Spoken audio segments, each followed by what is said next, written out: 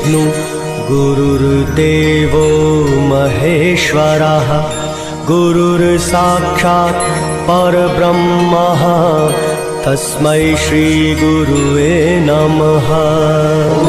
गुरुर्ब्रह्मा गुरुर्विष्णु गुरुर्देवो महेश्वरा गुरुर्साक्षात् परब्रह्म तस्मै श्री गुरुवे नमः।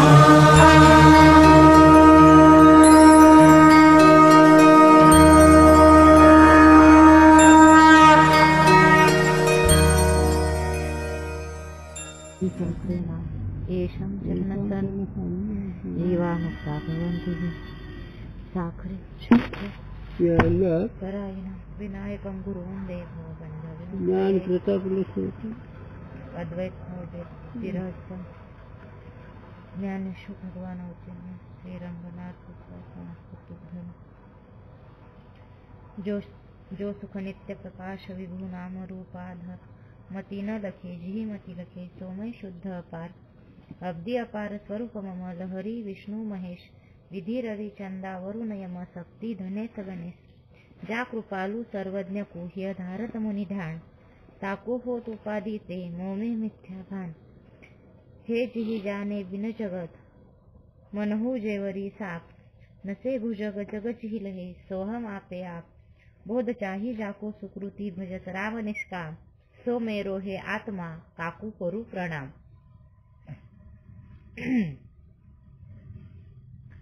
निर्विकल्प समाधि के लय विक्षेप कषाय और रसास्वाद ये चारी विघ्न काय कुठवर सांगा साधूने त्यांचा तो मुख्य विषय असतो ना।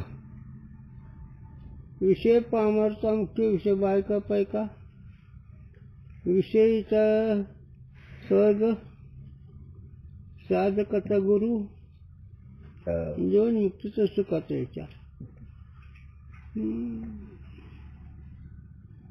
सुखामध्ये पोहोचलेल्या वृत्तीच्या ठिकाणी सुद्धा समजूत झाली तरी पण म्हणजे याच्या संबंधित काहीचा विषय आहे, याच्या संबंधित थोडं पण लांबच आहे। अर्जुन विचार द्यावा ज्ञानी महात्मा म्हणतात, सर्वज्ञ जाणतात, शास्त्र जाणतात, सगळ्या प्रकारे जाणतात,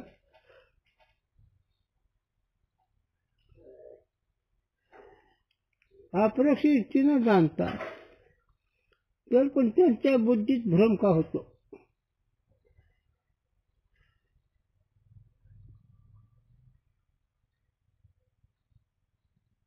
भगवंत हसले, अर्जुना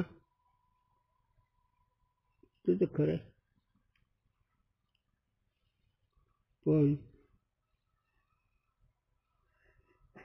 ज्ञानी अशी तर पंचगुण जिंके। ज्ञानी जे असणार मी ब्रह्म असं म्हणणार त्याला तर त्या मायाने प्रतिज्ञाच की त्याच्याशी तो कसा ज्ञानात राहतो ते मग तिथं लिहिलंय त्याने। काम आणि क्रोध ही दोन वैरी इतके वाईट आहेत ते लावणं हाकालून कष्ट झाले। मग काम या शब्दाचा अर्थ विषय वासना आणि विषय वासना पूर्ण नाही म्हणजे क्रोध येतो।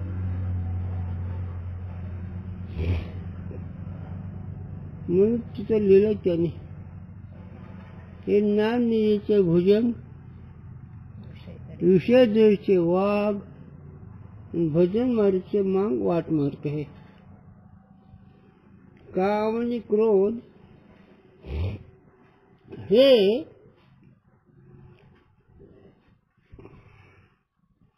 दान स्वरूप असणारं जे ऐश्वर्य पैसा त्याच्यावरचे दोन भुजंग आहेत। ज्ञान निधीचे भुजंग ज्ञान निधाही ठेवा त्याच्यावर हे दोन नाव आहेत। आणि विषय दरीचे वाघ पंचविषय ही एक दरा आहे।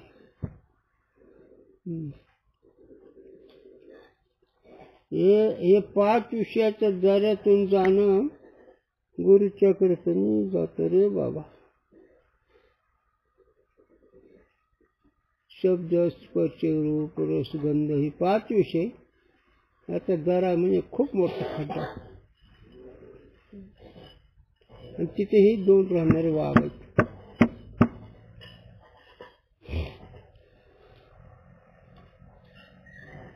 पहिलं शब्द, स्पर्श, रूप, रस आणि गंध हे 5 विषय. विषय पाहणारच ना. विषय ज्ञानाला आडसत नाही. हे 5 विषय ज्ञानाला आड. आणि चिंतन करताना काम क्रोध निर्माण ही मांग. चिंतन करणार साधकाला मारणारे.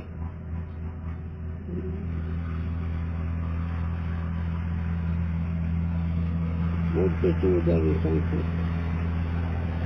तुमचं आम्ही मेल येऊन द्या तुम्ही आम्ही काय काय. ज्याने महाराष्ट्र सगळं हरवला, भजन पूजन करून सगळं हलवलं, सगळं महाराष्ट्र ब्रह्मचारी कडकड. 5-5 हजार लोक कीर्तनाला यावं अगोदर. आजकाल मुठभर संध्याकाळी अन्न बिजी काढायचं, ती सकाळी खायचं, त्याच्यावर आयुष्य काढायचं. उभा राहायचा, गाता पाठ करायचा. झोप आली तर शेंडीला दोरी बांधायची, वर एखाद्या कशात तरी बांधायचे. झोप येऊ नये. आली तर शेंडीला झटका असं जागा व्हावं.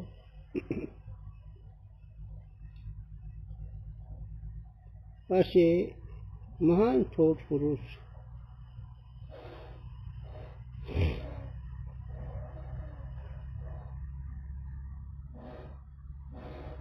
शेवटला गुरुजीला बोलावलं त्यांनी. लक्ष आलं तर तुमचं हे नाव सांगता येत नाही. आणि म्हणले गुरुजी अगोदरचा कोमटाळ काही म्हणायचे. अगोदर खूप काहीतरी हलकं पदार्थ खायचे.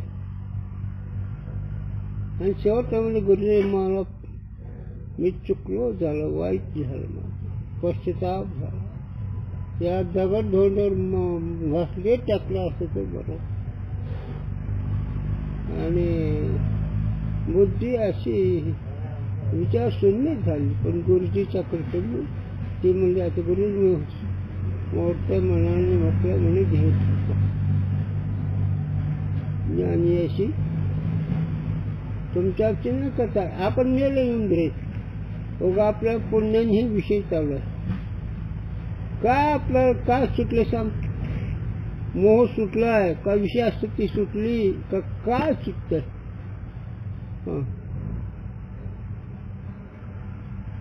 काय एखाद्या तीर्थात जाऊन एखादं 12 वर्ष तपश्चर्या केलं आपण.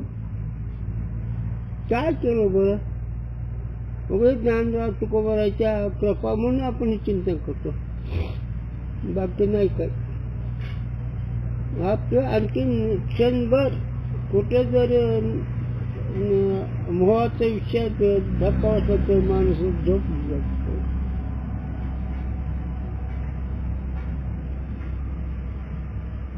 ते काम आहे सांगितलं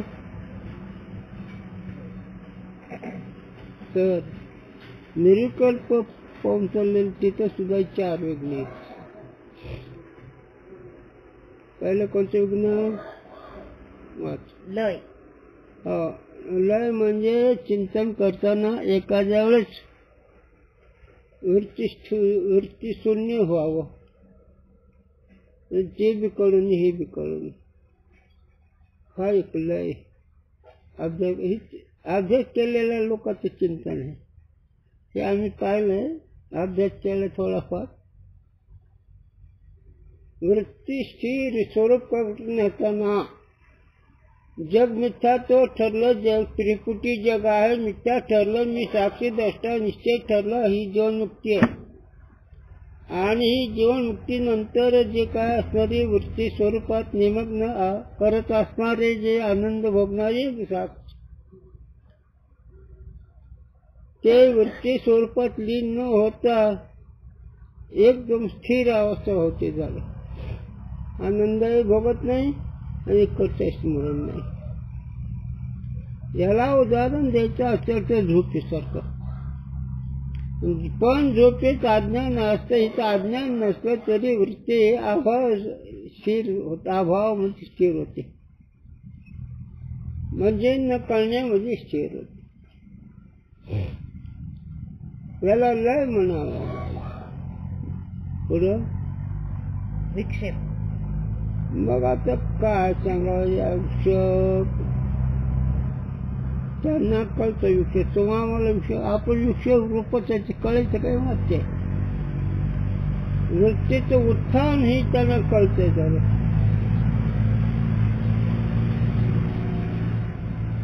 आणि वृत्तीचं उत्थान झाल्यावर संस्कार जसं असतील, रजगुणाचे असतील, तमगुणाचे असतील, सत्वगुणाचे असतील, त्या गुणाच्या व्यवहारात वृत्ती रंगते. हे विषय. हा पुढे कषाय.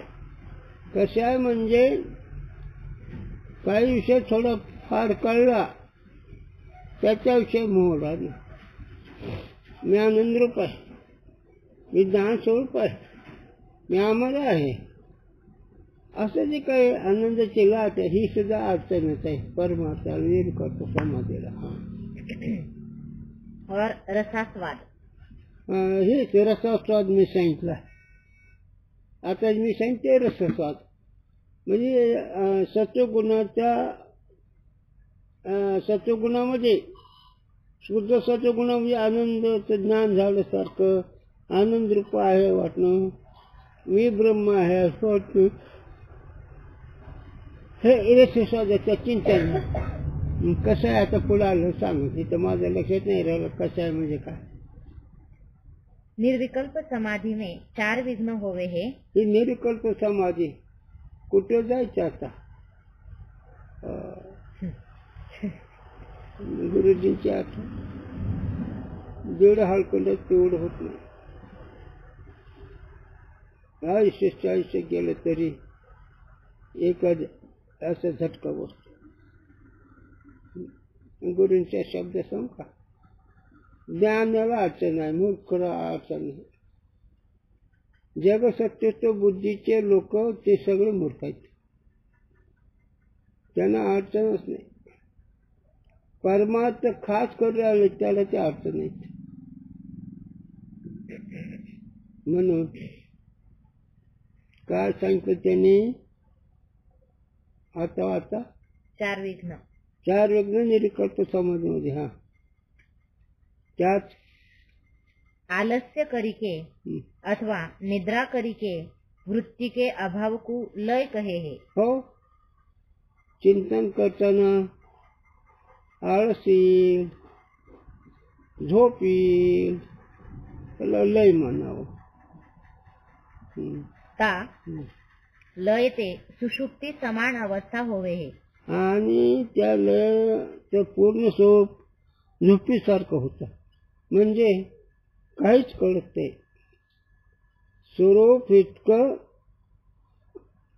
जवळ आहे,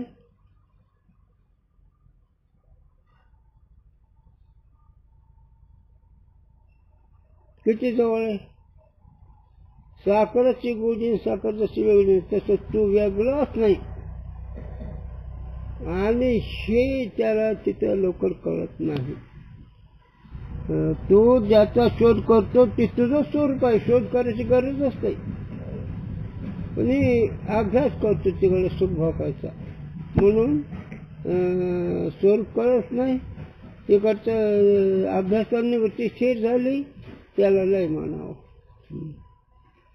ब्रह्मानंद का भान होवे नहीं. नाही, तिथे आनंदाचं भान होत नाही. याते निद्रा आलस्य आदिक निमित्त ते जब वृत्ति का अपने उपादान अंतकरण में लय होता देखे तब योगी सावधान होय के निद्रादिकन को रोकीचे वृत्ती को जगावे. म्हणून तिथे लय होतो म्हणून वृत्ती साधक अवस्थेमध्ये अभ्यास करणारा जो पुरुष तो वृत्तीला आळस येऊ देत नाही, वृत्तीला शून्य अवस्थेला होऊ देत नाही, सावध राहतो. म्हणजे सावध राहायला पाहिजे. इस रीति से लय रूप विघ्न का विरोधी जो निद्रा आलस्य विरोध सहित वृत्ति का प्रवाह रूप जागरण ताकू गौड़पादाचार्य चित्त संबोधन कहे है. चित्त संबोधन सावध राहणे, चित्ताला ते आळस येऊ न देणे. तुकोबरा म्हणतो आळस आला अंगा धाव घाली पांडुरंगा. तुकोबरा देवा मी तुझ्या चिंतनाला बसलो पण आळस आला तो धाव. आता आमचे तुकोबर आहे खड्या तुम्ही काही गरज नाही कशाची. आणि स्वतः भाषा चला म्हणजे आळस नाही येऊ द्यायचा. हेच एकच कारण सांगता. पहिला प्रश्न आहार विहारावर आहे परमार्थाचा. एक चरण आहे मट्टी कंकर खाने वाले को न छोड़े काम. मट्टी कंकर मुरमोचे खडे खाणारे पक्षी, कंकर म्हणजे खडे. मट्टी कंकर खाने वाले को न छोड़े काम म्हणजे विषय वासना जात नाही. घेऊ शक्कल खाने वाले को जाणे राव. कबीर महाराज म्हणतात तूप साखर खाणार आहे ते आम्हालाच माहिती नाही बा काय म्हणणं सांगणार. आणि काम म्हणलं सगळं व्हायला गेलं. म्हणून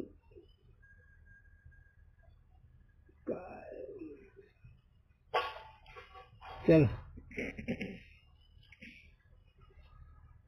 काम म्हणजे एक प्रकार असं नाही का. विषय पामराचं काम दोन विषयावर बायकांचा का. शास्त्रीय लोकांची वासना मी एक फार विद्वान सात्विक वासना आणि विषय पामराची वासना काय एवढं सांगायचं. त्यांचा तो विशेष विक्षेप का यह अर्थ है जैसे बाज व बिल्ली ते डरी के चटिका ग्रह में प्रवेश करे तब भय व्याकुल को ग्रह के अंतर तत्काल स्थान दिखे नहीं. याते फेरी बाहरी आय के भय अथवा मरण रूप खेद को प्राप्त होवे है. याला मांजर आणि उंदीर. बिडाळू म्हणजे मांजर, दुसरं काय बाज व बिल्ली. बिल्ली म्हणजे मांजर आणि दुसरं उंदीर. बाज हे जसं मांजरचं तोंडातून उंदीर निष्ठावं आणि त्याची जशी चिंता धड धड धड धड धड धड करते आणि निष्ठलेलं तिकडे घराकडे जात नाही त्याला ते दराव सुधरत नाही आणि त्या भीतीनं सुधरत नाही म्हणून परत येतो आणि परत आलं मरून तर जात नाही तर चंचलता फिरतो. तसं हा साधक एकाचं मग चिंतन नव्हतं पाहिलं आलेलं पाहिलं ही स्थिती त्याची. स्वरूप चिंतन करत असताना काय विक्षेप झाला त्याची. आणि ही तर तुकोबार आहे म्हणतात भजनी विक्षेप आमात्याची मरण. आमचं मरण जर काय विचारलं आमच्या चिंतनच विक्षेपण हीच मरण. काय कशाचं काय तुमचं आमचं काय ते थोरांच्या गोष्टी. बाबा आईला 2 रुपये शेतात तारामध्ये त्यामध्ये आमचं रांडो धरी तसं नाही इथं. आता त्या कुठली आणि त्यात तुला आमचं रांडो आहे का त्यात मूर्खा तसं आहे आपली मुंबई. हो ना. उगा आपलं करतं थोडंसं ब्रह्म विष्णू महेश देव अनुसायकडे सत्व हातून गेलं का तुमच्याकडे आहे का नाही. थोडं मोठ्याची आहे गती किंमत तुझा पाठ किती चुकवरावते मी सांगतो इकडे माझ्याकडे लक्ष द्या. थोडा मोठ्याच्या या गती किंमत तुझा पाठ किती किती रे ढेकण्यासारखं कुठे चिंगरीला तो पत्ता नाही लागायचा. पण इतकं जरी असलं पण श्री गुरु सारखा असता पाठीला काही विचारायला आलं का कोण करी हेट खा ज्याने श्री गुरुला वळून घेतलं त्याच्या पुढे शक्य नाही. तुका म्हणे मानदाशी वळू लागे पाया.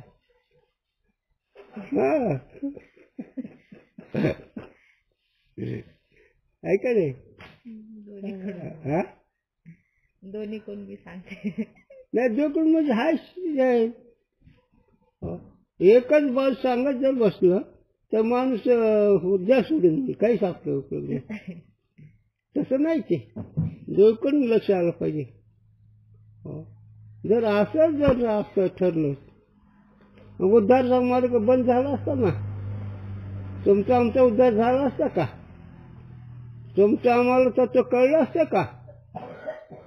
म्हणून तुका मला आणि समर्थाच्या मना ज्ञानराज तुकोबराच्या मन चालवून हे आपल्याला मिळालं. तुमचं आमचं पुरुषार्थ नाही. तुम्ही आम्ही जपी नाही तपी नाही भक्त नाही विद्वान नाही आचारयुक्त नाही. पण ओझायला आलो वाटा खरा खोट्यावर कुणी कीर्तन करते तर विसर्जन साखरे मग त्यांनी मार्ग दाखवला का ना. तशी एक ओळ गुरु दाविल्या वाटा येऊन विकतीर्थ तटा तीर्थाच्या काठावर आला.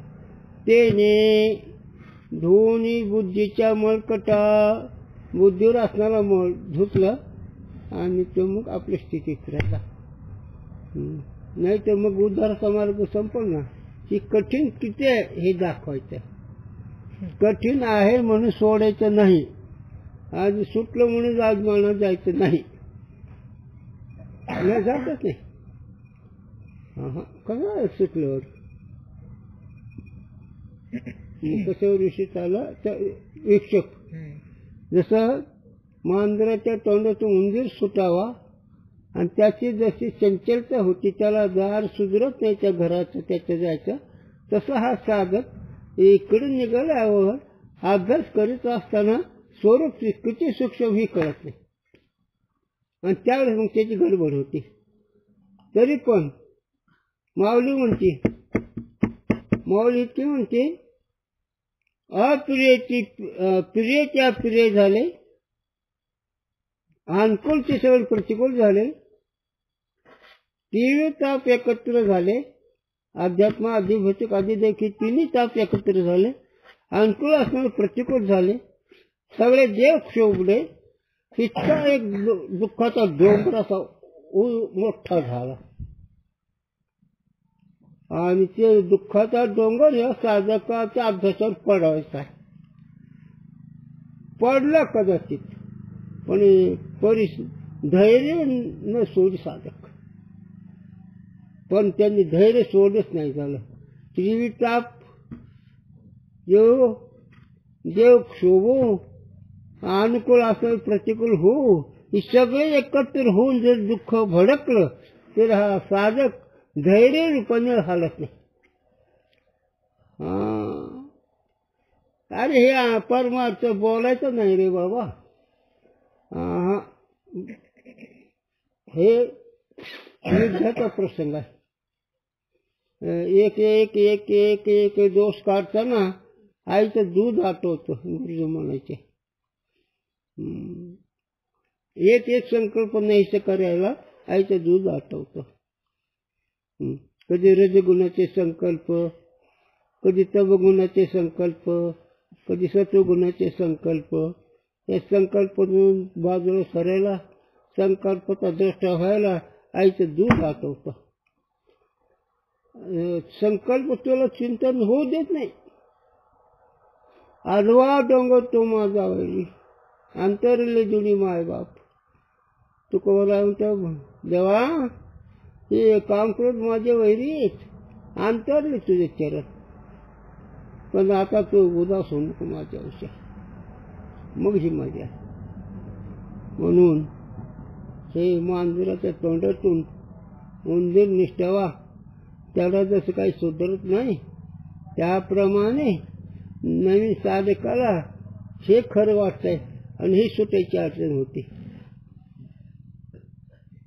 हे खरं वाटतं की नाही? आणि हे तर मोह जातो का? ही मोहभीचे विक्षेप असते. तैसे काय ते सांगतो का मी?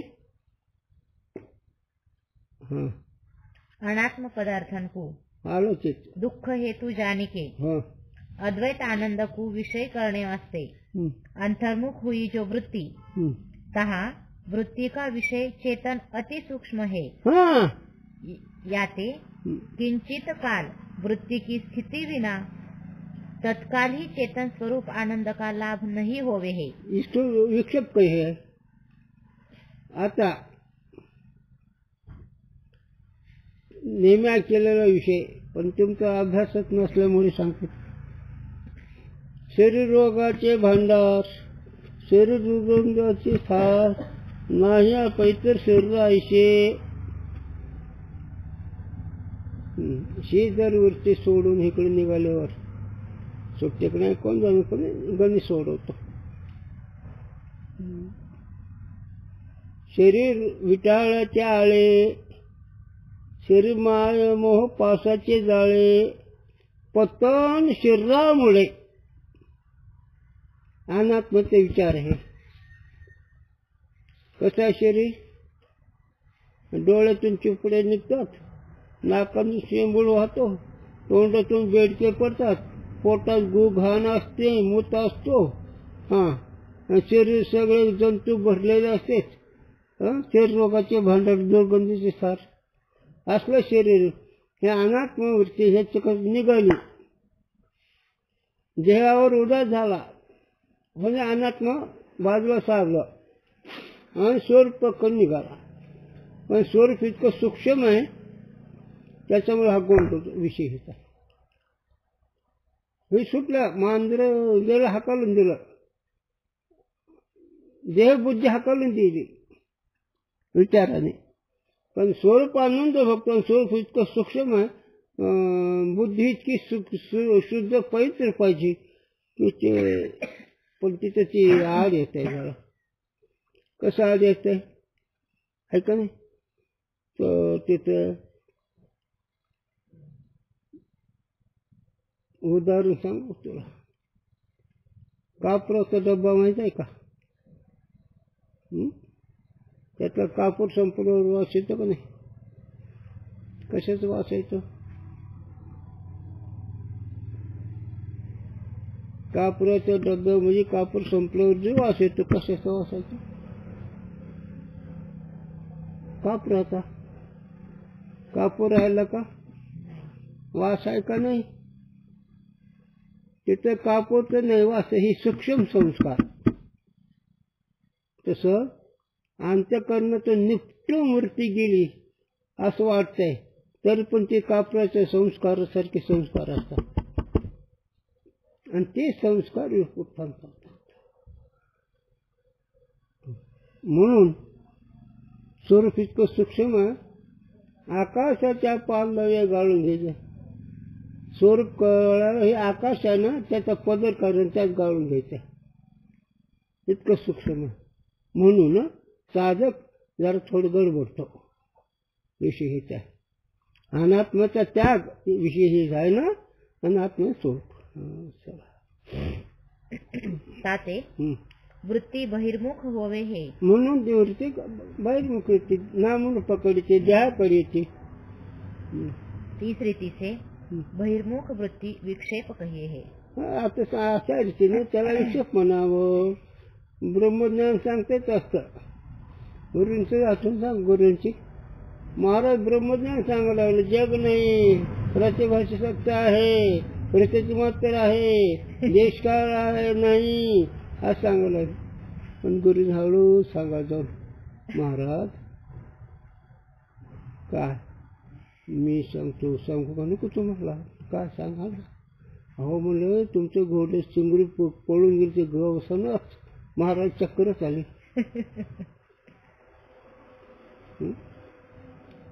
दुसरं कसं सांगा. ही मुंबई परवा चुकामणी मध्ये कळची चाचणी सत्यात्व आणि बरोबर.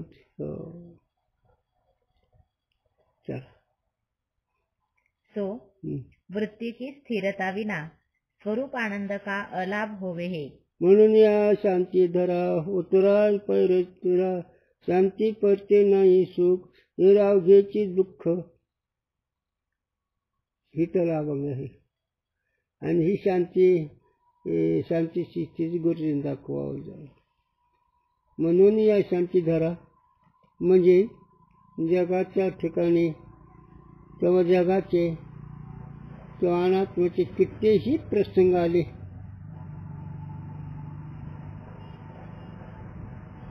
कितीही प्रसंग आले तरी मन डगमगत नाही. तरी घ्यावे ना साधकाने, मग त्यालाही मिळते. कसलेही प्रसंग देह जावो अथवा राहो, पांडुरंग दृढ व्हावो. चरण न सोडी सर्वता, तुझे आन पंढरीनाथा. तिथून नुटी माथा, मरणा वाचून सर्वता. तुझ्या पायावर लोक पडलेले, आता त्या पायापासून लोक मेले तरी लोक सुटणार नाही, पायावर निघणार नाही. असा निश्चय असला मग मजा आहे. आपलं थेंबानी ओली होऊन वारेने सुटे. 2 थेंब पडले चिखल होतो, वाऱ्याला वाळून जात. असं आहे आपलं काय खरं. पण असं जरी असलं तरी हळूहळू हळूहळू जाणार. हो. पदोपद निज पदा गेली हो, निरकित निरकित निरकित पाहू गेली हो.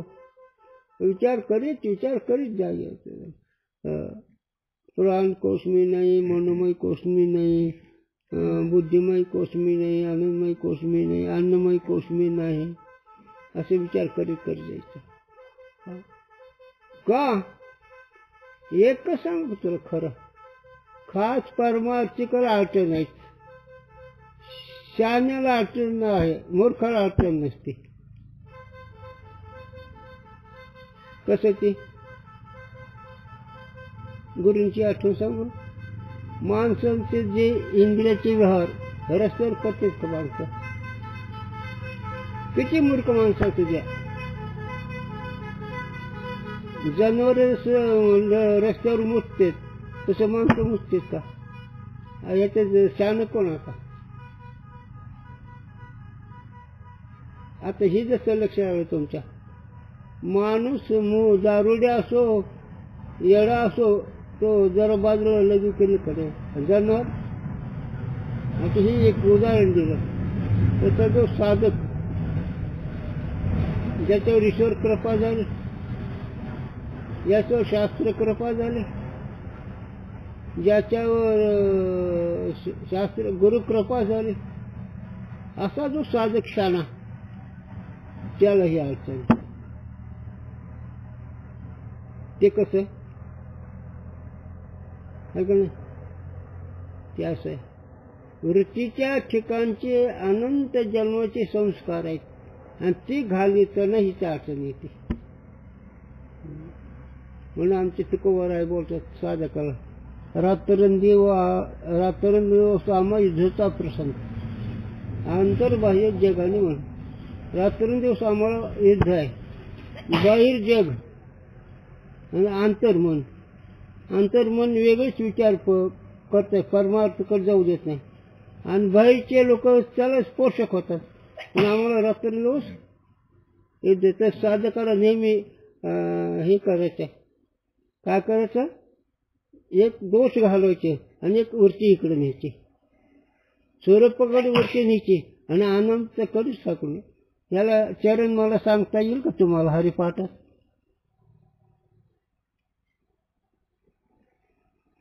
या विषयावर चरण सांगता येईल का? म्हणून मी सांगतो नका दिलं. त्रिगुणासार सोडलं, निर्गुण सार धरलं, जमलं का नाही? त्रिगुण आसारचे विचाराने बाजूला सारलं आणि निर्गुण ही सार स्वरूपात वरती रमली. ते जर नसेल कळलं तर तुकोबायचं दुसरं चरण, न करी रे मन काहीच कल्पना, चिंची आचरण ठेवायचं. चल हा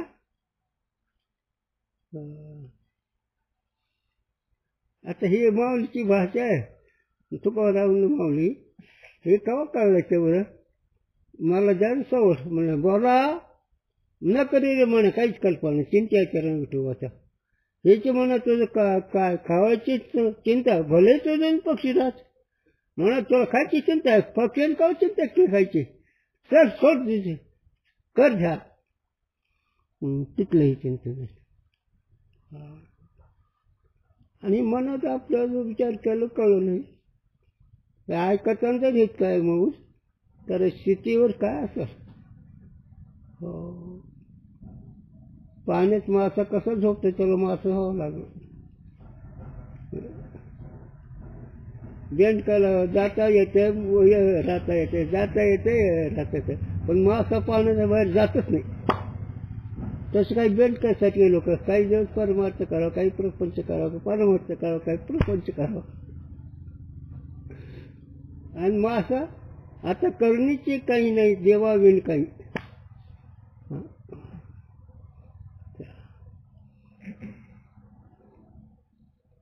म्हणजे कशावर विषय चालला पण विक्षेप. हा, नाहीतर बाहेरच्या विस्तारात मन रंगू नका. मुद्दा लक्षात ठेवा, विक्षेप म्हणजे अनात्मवृत्ती टाकणे. आणि असं एक चरण आहे वारी पाठात. मी सांगतो, तुम्ही सांगूच नका. म्हणतो मी नवनीता तसे जे अनंता, वाया वेळच्या कथा ताक टाकायचं का लोणी टाकायचं? ताक आहे का नाही? ते इथं कालेचं पिकानं राहावं. ताक सांडा दुरी असेल इथे नवनीताचे पोर. आमच्याकडे नवनीताचे पोर म्हणजे सुखाचं डोंगर, सुखाचं. आणि तिकडे ताक सांडा दुरी, तिकडे ताकाचे सरोवर, सगळं दुःखाचा डोंगर. आणि इकडे नवनीताचं पोर म्हणजे लोण्याचे सुखाचे सतोपत्ती असू शकते पदार्थ, वणी चुरिया उन्मणी सुखाचे भोग. आणि तिकडं अन्नमय कोश, प्राणमय कोश, मनोमय कोश, विज्ञानमय कोश, आनंदमय कोश, गुघान. कुठं म्हणजे संसार दुःख म्हणून चौकडी इंगळ, विश्रांती नाही कोटी, रात्रंदिवस तळमळ. अरे हे आहे रे, काय सांगू तुला बाळा. नाही, दुःख बांधवडी आहे हा संसार, सुखाचा विचार नाही कोटी. सुखाचा विचार नाही या ठिकाणी. दुःख बांधवडी आहे हा संसार, वाया हा बरी होऊ नका. तुकोबाराय म्हणते ही सगळं दुःखाचं डोंगर, आग्नी, ही सगळं चौकडी इंगळ आहे. म्हणतो आपल्याला कोळशे आहेत आणि ते सगळे रस रस रस पळतात. पण साधूंच्या घरचे विचार नसल्यामुळे खोर पळतो जीव सारखा. आणि ही साधक त्याच्यातून बाजूला निघाला विषय येत आहे, म्हणजे विक्षेप टाकला. सकाळीच चिंतन आलं गुरूंचा, ते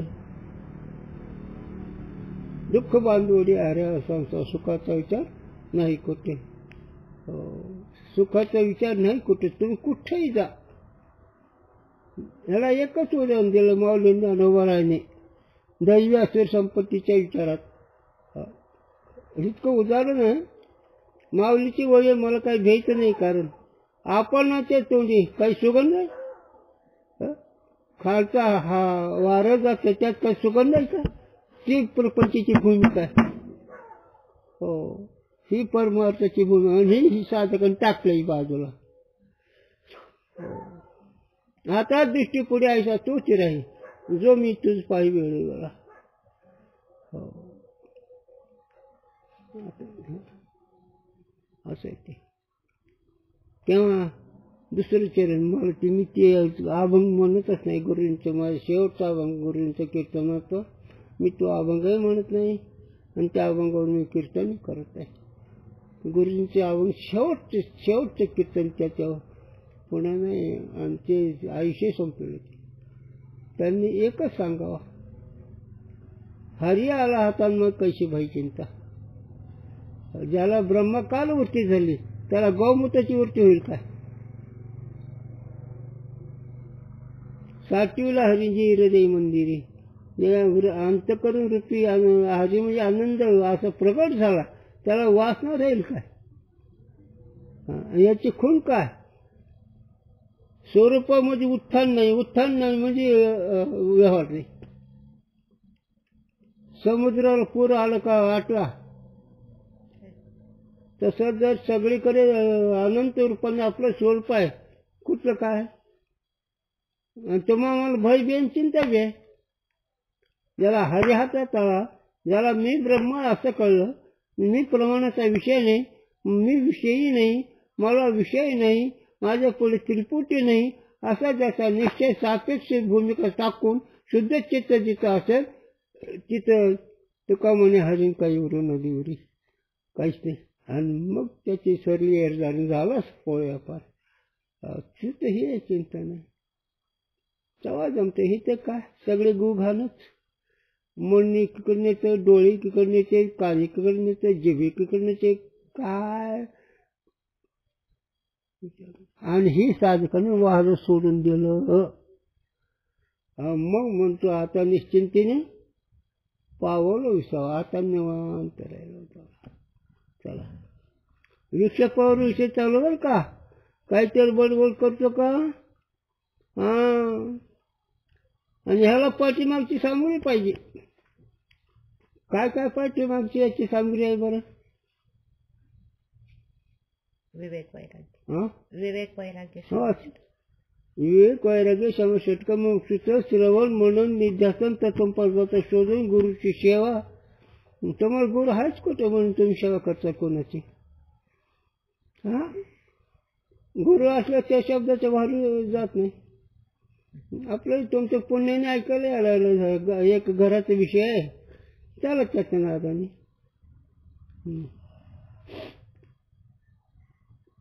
हा वेळ तुम्हाला गुरु नाही म्हणू नका, गावात बोलू नका. नारायण बाबा नाही का गुरु तुमचा? इतकं बाई मग का हो रे? बाई म्हणत नाही म्हणा. प्रपंचाचं आठवणच राहू देत नाही कोणाची. चला, तेव्हा जर नसलं तर आम्हाला आठवण आहे ना. वाट म्हणून अंतर्मुख वृत्ती हुए तेवी जितने काल वृत्ती ब्रह्माकार होवे नहीं, उतने काल बाह्य पदार्थन में दोष भावनाचे वृत्ती को बहिर्मुखता योगी होने देवे नहीं. म्हणून जोपर्यंत वृत्ती स्वरूपात निमग्न होत नाही तोपर्यंत बाहेर अनात्म वृत्ती जी आहे त्या अनात्म वृत्तीचे दोष पाहून तिकडे वृत्ती रमू देत नाही. अरे काय तुम्हाला सांगावं, प्रपंचाची बुद्धी, देह बुद्धी सगळे त्याचे दोष समोर ठेवा म्हणजे मन तिथं रमत नाही. आमचे आबा म्हणायचे, आबांनी सांगावं एखाद्या वेळेस, ज्या ज्या साधूंची संगतीनं ज्यांनी माझं अंतकरण नीट केलं त्या साधूला विसरणार कधी. ते म्हणायचे, अरे असं बाया माणसं आहेत ना, अरे म्हणजे ही मासाचे गोळे हाडाचे कातड्या कशाला बघावं रे म्हणायचे. त्यांनीच म्हणावं, मासाचे गोळे असते अंगावर, काय असतं दुसरं, हाड असे उभा राहिलेले आणि वर कातड झाकलेलं आणि मध्ये रक्त मांस, त्याला काय कसं आम्हाला. तर हे ते परत फिरते. नाही तर मुलगी काय चंद्रासारखी, सूर्याला म्हणजे उगू नको, चंद्राला म्हणजे मावळू नको. लाजावंच पाहिजे ह्या लोकांना म्हणायला, कळतच नाही. तर काय असं बरं, आता जी सांगितलं आबांनी त्यात काय नाही. मासाचे गोळे, हाडं कातड आणि गुमूत, रक्त रे ते दुर्गंध, नरकमुतानी भरली रे, कानी तुझी घोंगडी चांगली चांगली रे. का लक्षात जाऊन हे याचं एकच कारण, विषयासक्ती. प्रपंचीकडे शिरमूठ होण्याची विषयासक्ती आणि परमार्थाला महाराज होण्याची विषयासक्ती. काल नाही का बोलले महाराज, बोलले खूप छान बोलले जाते पदार्थाची, तुमचा विचार काय. 4 टिपणं पाठ केले लागले पळापळ करायला, तसं नको. ही परंपरा चालली पाहिजे ज्ञानाची. तर पुरुषाच्या मुखातून विचार यायला लागले, हे घे जरा सावध. ते कसं लक्ष राहायचं नाही राहिलं. आमचं काय चाललं, आम्ही आमच्या मस्त्याचं मिळवलं सुख भोगशील, नाही म्हणून तर गोवातलं केळहून फिरशील. तसं आहे ते केलेलं कर्म झाले. काशिया ते जनते जन्मले संसारी, जे हरी नाही ओळखीला.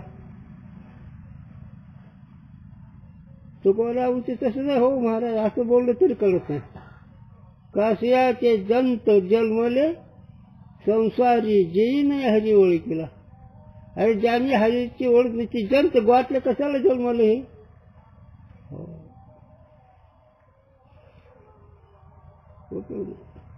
म्हणून साधू संसारिक जमतच नसतं. खऱ्या परमार्थाला संसारिकत जमतच नाही.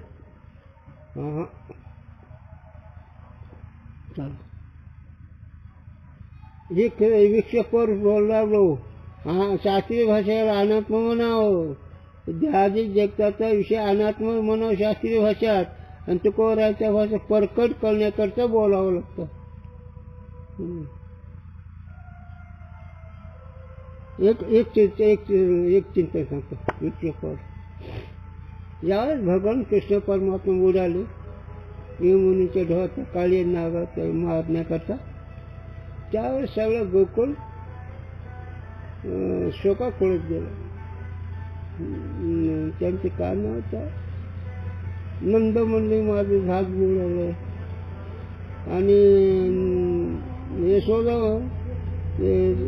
उतटी तिळके सुनी माझ्या फार सुखी असो माझे बाळवनामध्ये.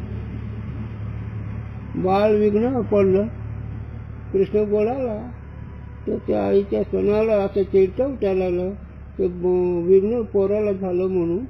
आणि मग तिथं ते आई म्हणते सुखी असो पाणी माझ्या मनामध्ये, म्हणून ते निघाले धावत त्या यमुनीच्या ढावाकडे. विक्षेपोर सांगू लागलो, चरित्र फार चिंतन आहे. आता झालं गंमत कशी आहे कळलं तर. तुकोवर आहे म्हणते, होय एवढं खरं आहे, पण थांबा म्हणजे आता.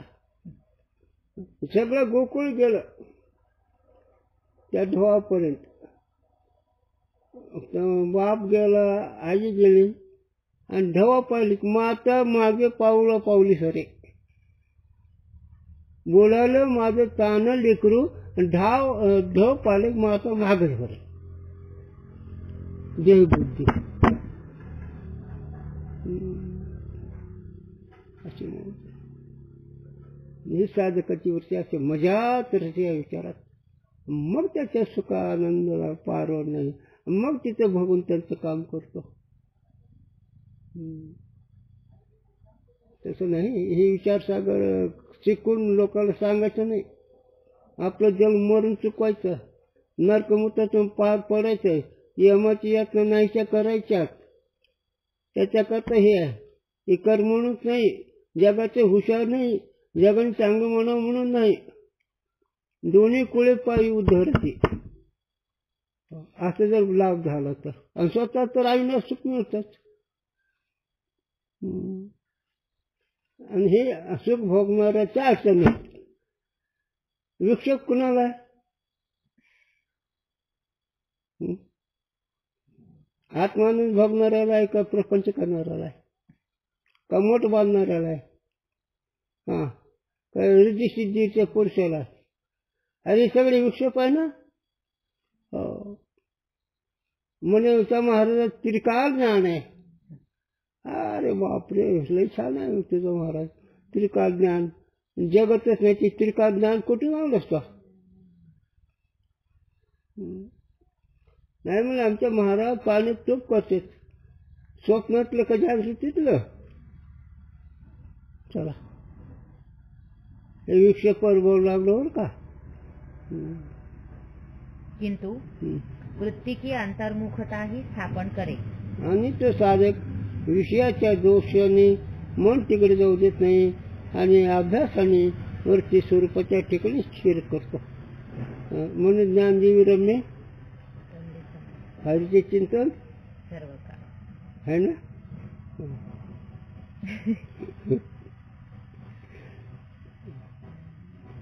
विक्षेप रूप विघ्न का विरोधी जो योगी का प्रयत्न ताकू गौड़पादाचार्य ने सम कहा है. सम म्हणजे समन करणं, वासनेवर ताबा ठेवणं. म्हणून तुकोराचा अभंग ना, वासनेचा क्षय संकल्प इंद्रियाचा जय, वासनेचा क्षय संकल्पावर विनय मन. हा साधक काय करतो? इंद्रियाला विधीने वागवतो, विचाराने मनाला थांबवतो आणि विषयाच्या दूरदर्शनामुळे वासना होऊ देत नाही. आणि असे सगळं नाहीचं झाल्यानंतर त्याला शम म्हणावं. शम म्हणजे दमन करणं, सगळ्या वासनेचा त्याग आहे का नाही. शम ही कोणतं साधन आहे? शमाधी षटकर्मातलं पहिलं शम पाहिजे, वासना आवडलं पाहिजे. आणि तुकोबारा काय म्हणतात? तुका म्हणे आवजी आवडली वासना आता नारायणा दुसऱ्या पासोनी. दुसरं म्हणजे कोण? अनाथ. चला मग वकील व्हा का डॉक्टर व्हा का मास्टर व्हा? सांगता ऐकू मास्टर होऊन लेकरं लहान लहान लेकराचं गुमूत काढणं, नाक शेमूट पुसणं. डॉक्टर होणं म्हणजे सगळ्या जगाचा गुमूत तपासणं. वकील होणं म्हणजे लवडीचं घर राहणं.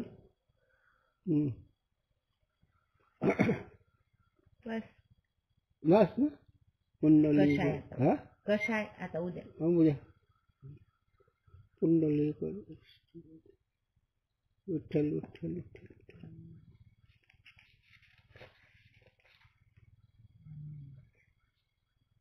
हे अभ्यास करणाऱ्याला आहे त्याला काय बाजार सुरव नाही. त्याला काय राहिलं तर राहिलं, गेलं तर गेलं, त्याच्यात कुठं आलं.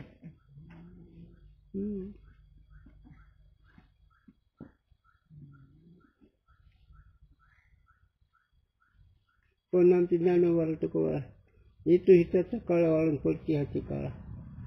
आई बापाला लई किंवा ज्ञान राहत तुकोबाराला. येतो हिताचा कळवळा आणि पडची हाती काळा. आता कोणाचे 30 वर्ष गेले, कोणाचे 20 गेले, कोणाचे 50 गेले. खाल्लं का नाही? काय दुःखच भोगलं.